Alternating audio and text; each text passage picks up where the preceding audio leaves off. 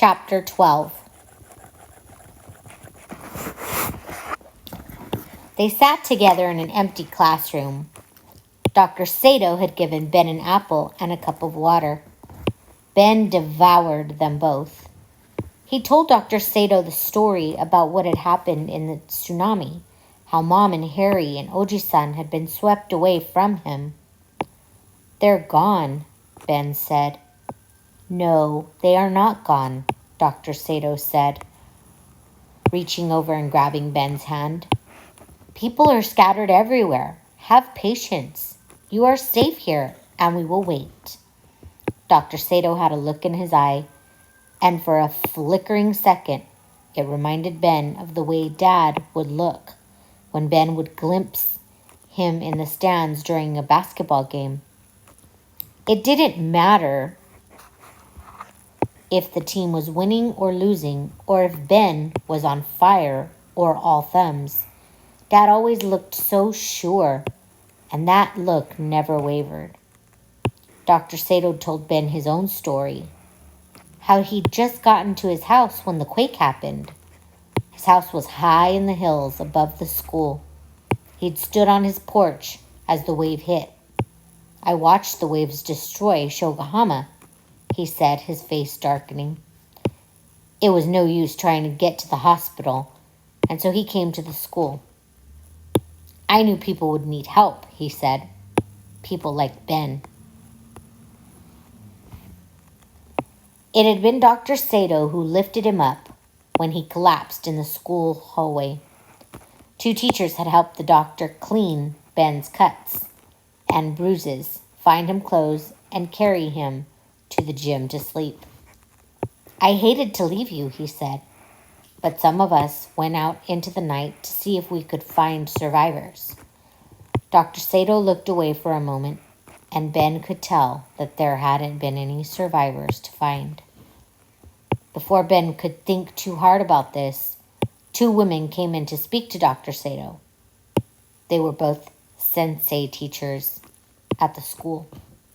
The teachers and Dr. Sato spoke, and in the swirl of Japanese words, Ben heard his name.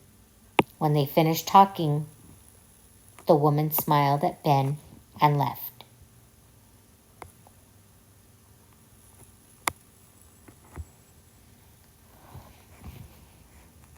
"We have lots of work to do," Dr. Sato said. "It could be days before help gets to us. The village is completely cut off, and so it's up to us to figure out how to find food and water. We have 10 children whose parents have not arrived. We have to look out for them." It took Ben a few seconds to realize that the we and us meant Ben too.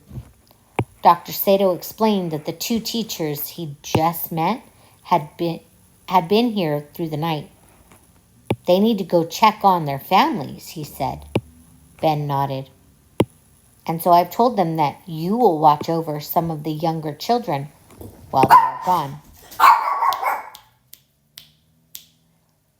Ben stared at Dr. Sato. He was asking Ben to take care of children. How could Ben take care of anyone right now? How could he do anything when he was so worried about Mom and Harry and Oji-san?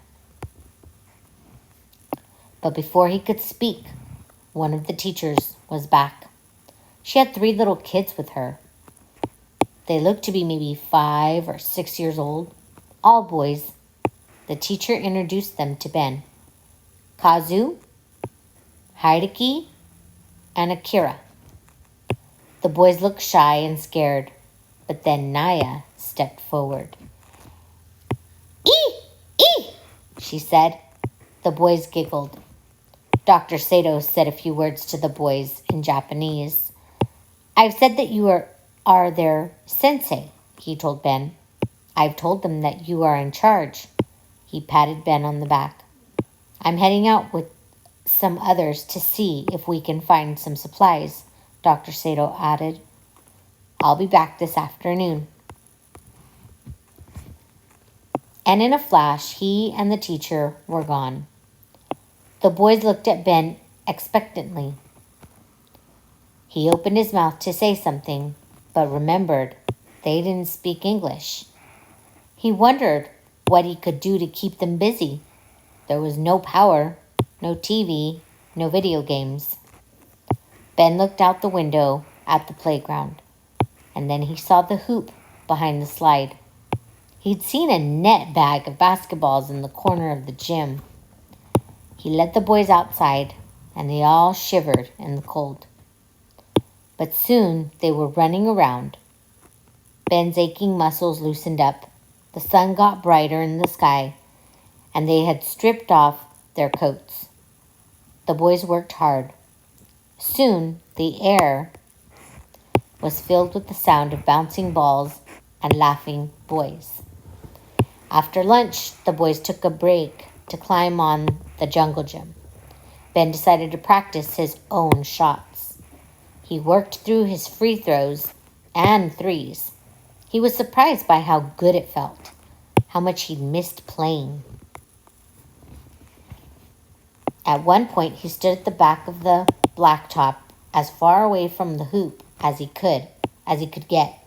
He and Dad used to have contests to see who could shoot from farthest away. The boys stopped their climbing and watched Ben. Bounce, bounce, bounce. Ben shot the ball, and as it sailed through the air, someone screamed out his name. Ben! Ben! He turned, and there was Harry, running at him at full speed, his arms and legs pumping, tears streaming down his smiling face. Behind him were Oji-san and Mom. Swish!